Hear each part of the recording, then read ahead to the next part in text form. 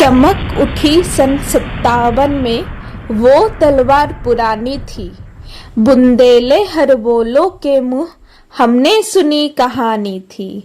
खूब लड़ी मर्दानी वह तो झांसी वाली रानी थी। जो कविता हमको बचपन में कई बार पढ़ाया गया था।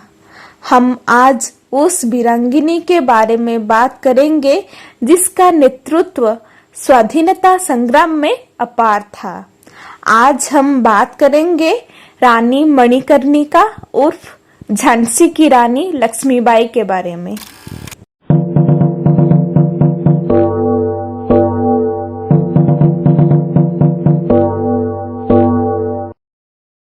रानी लक्ष्मीबाई एक कुशल योद्धा और एक दृढ़ निश्चयी नेता थी। उन्होंने 1857 के भारतीय स्वतंत्रता संग्राम में एक प्रमुख भूमिका निभाई और झांसी के किले की वीरतापूर्वक रक्षा की। वे भारतीय संग्राम के लिए एक प्रेरणा बन गई और आज भी उन्हें भारत में सम्मान और श्रद्धा से याद किया जाता है। रानी लक्ष्मीबाई का जन्म 19 नवंबर 1828 को वाराणसी में हुआ था। उनका जन्म का नाम मणिकर्णिका था। उनको प्यार से छबीली भी बुलाते थे। उनकी मां का निधन जब वे 4 साल की थी और उनके पिता मोरपन तांबे पेशवा बाजीराव द्वितीय के दरबार में एक अधिकारी थे। मणिकर्णिका को घर पर ही पढ़ाया गया था और उन्हें पढ़ना लिखना, घुड़सवारी, तलवारबाजी और मल्लखंबा सिखाया गया था। वे अपने बचपन में अन्य लड़कियों की तुलना में अधिक स्वतंत्र थी और वे सामाजिक मानदंडों के खिलाफ लड़ने के लिए जानी जाती थी। रानी लक्ष्मीबाई का विवाह 14 वर्ष की उम्र में झांसी के शासक महाराजा गंगाधर राव से हुआ था। विवाह के बाद उन्हें लक्ष्मीबाई नाम दिया गया। विवाह की व्यवस्था लक्ष्मीबाई के पिता मोरपन तांबे ने की थी, जो महाराजा के करीबी सलाहकार थे। तांबे ने उम्मीद जताई कि इस शादी से दोनों परिवारों के बीच रिश्ते मजबूत होंगे। लक्ष्मीबाई और गंगाधर राव का एक बेटा दामोदर राव था, जिसका जन्म 1851 में हुआ था। हालांकि गंगाधर राव की मृत्यु 1853 में हो गई, जब दामोदर राव सिर्फ 2 साल के थे।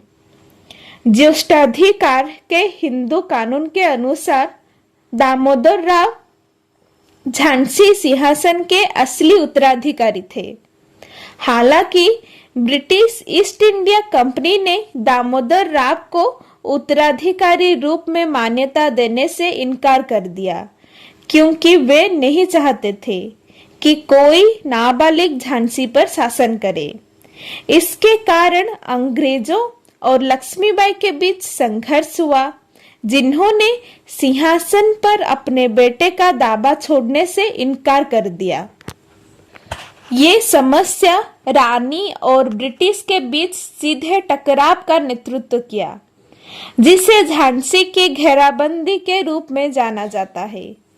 संख्या में कम होने के बावजूद लक्ष्मीबाई ने उल्लेखनीय साहस दिखाया और झांसी का वीरतापूर्वक बचाव किया। विद्रोह के दौरान रानी लक्ष्मीबाई एक कुशल योद्धा और सैन्य रणनीतिकार के रूप में उभरी। उन्होंने अपनी खुद की सेना का गठन किया और सक्रिय रूप से लड़ाई में भाग लिया। उनका नेतृत्व और दृढ़ संकल्प कई लोगों को ब्रिटिश शासन के खिलाफ लड़ने के लिए प्रेरित भी किया। 1858 के मार्च में लड़ा गया झांसी का युद्ध रानी लक्ष्मीबाई के जीवन में एक महत्वपूर्ण घटना थी। एक अच्छी तरह से सुसज्जित ब्रिटिश सेना का सामना करते हुए उन्होंने अपनी टुकड़ियों को नेतृत्व किया, असाधारण साहस का प्रदर्शन किया हालांकि झांसी अंततः ब्रिटिशों के हाथों में गिर गई, लक्ष्मीबाई का प्रतिरोध किंवदंती बन गया। झांसी के पतन के बाद रानी लक्ष्मीबाई ने अन्य नेताओं के साथ मिलकर लड़ाई जारी रखी। जून 1858 में वो ग्वालियर के युद्ध में घातक रूप से घायल हो गई। अपनी अंतिम सांस तक उन्होंने आत्मसमर्पण करने से इनकार कर दिया और बहादुरी से लड़ते हुए अंत तक लड़ी। उनका बलिदान और अटल भावना आज भी भारतीयों को प्रेरित करती है। रानी लक्ष्मीबाई का निडर प्रतिरोध भारतीय स्वतंत्रता संग्राम पर गहरा प्रभाव पड़ा। उनका साहस और दृढ़ संकल्प महिला सशक्तिकरण और उत्पीड़न के खिलाफ लड़ाई में एक प्रेरणा स्रोत बना हुआ है। उनकी कहानी आज भी लोगों को प्रेरित करती है।